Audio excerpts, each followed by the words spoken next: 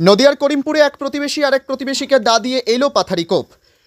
নদিয়া জেলার করিমপুর থানার অধীন নাটনাপাটা বোকা গ্রামে বাড়ির পাশের এক প্রতিবেশী আরেক প্রতিবেশীকে দা দিয়ে এলো পাথারি কোপালেও পরিবার সূত্রে জানতে পারা যায় যে নাটনার বাসিন্দা প্রসেনজিৎ সরকার প্রতিনিয়ত দিনের মতো কাজ সেরে বাড়ি ফিরছিলেন। সেই সময় তার সাইকেলে রকি প্রামাণিকদের টিনের বেড়ার সঙ্গে একটু আঘাত লাগে। এই নিয়ে রকি প্রামাণিকদের সঙ্গে কথা কাটাকাটি হয়। তারপরে কাজ ছেড়ে বাড়ি ফেরার সময় প্রসেনজিৎ সরকারকে এলোপাথারি দা দিয়ে কুপিয়েছে রকি প্রামাণিক। স্থানীয় বাসিন্দাদের চিৎকারে অনেক লোক জড়ো হয়ে যায় এবং হাতে নাতে রকি প্রামাণিককে ধরে ফেলে স্থানীয়রা। পরে করিমপুর থানার হাতে তুলে দেওয়া হয় রকি প্রামাণিককে। করিমপুর থানার পুলিশ রকি প্রামাণিককে আটক করে নিয়ে যায় থানায়। প্রসেনজিৎ সরকারকে প্রথমে করিমপুর হাসপাতালে নিয়ে আসা হয়। করিমপুর হাসপাতাল থেকে তাকে শক্তিনগর জেলা হাসপাতালে স্থানান্তরিত করা হয়। তার অবস্থার অবনতি হয়, তাকে শক্তিনগর হাসপাতাল থেকে এক বেসরকারি হাসপাতালে চিকিৎসাধীন রয়েছেন তিনি।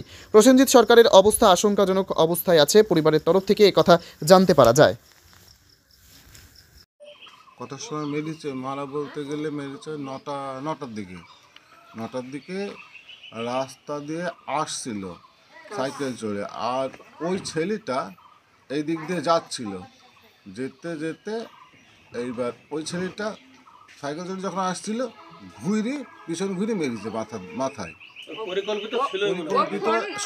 কে কাকে মেরেছে? ওই যে মেরেছে সে, তার নাম হচ্ছে কি জানো, রকি প্রামাণিক। আর যাকে মেরেছে তার নাম প্রসেনজিৎ সরকার। তোমার কে হয়? আমার ভাই, আমার ছোট ভাই। কি কারণটা কি? কারণ ওই রাস্তাতে ওই টিন আসে, টিনে একটু ধাক্কা লেগেছিল, তাতে ওরা গালিগালাজ দেয়, তার প্রতিবাদ করে, তার জন্য ওই ঘটনা ঘটে দিয়েছে। আগে থেকে কোনো গন্ডগোল ছিল? আগে রাস্তার একটু সমস্যা, রাস্তাতে ওরা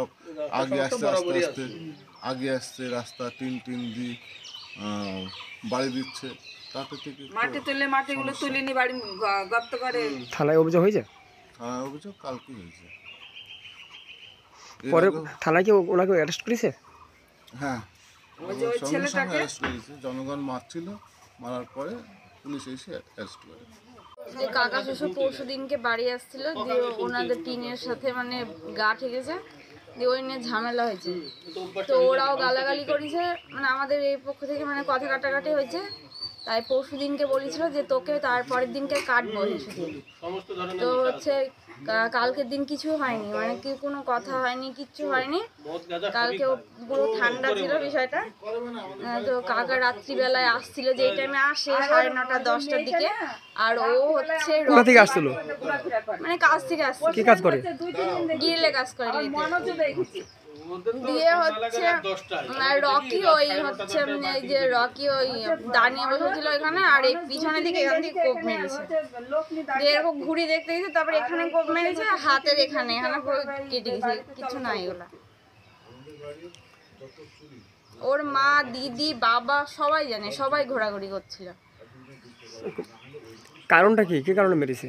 কারণটা কিছুই না, কারণটা ওই রাস্তায় ওখানে ওদের যে বেড়াটা দেওয়া আছে না, বেড়ার সাথে কাকা আসছিল, দিয়ে মানে গাটা টাচ করেছে, তাই কিনে আওয়াজ হয়েছে, তাই রকি মা তুলে গাল দিয়েছে। কারণটা এইটাই, সামান্য বিষয়, কিনে একটু গা ঠেকেছে ওই জন্য। রকি ওনার কেউ হয়? কার? যাকে মেরেছে ওর আমাদের কেউ হয় না, পাশাপাশি বাড়ি, পাশাপাশি পাড়াপাশি। কি ঘটনাটা মোটামুটি 9টা 10-15 সময় হবে হয়তো।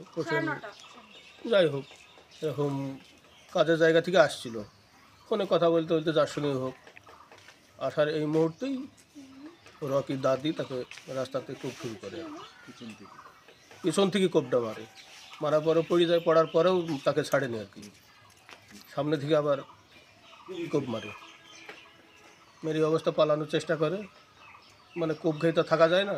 তারপরে ধৈর্য তার চিকিৎসা ব্যবস্থা এবং প্রশাসনকে ফোন করা হয়, প্রশাসন এসে সাথে সাথে ধরেছে আর কি।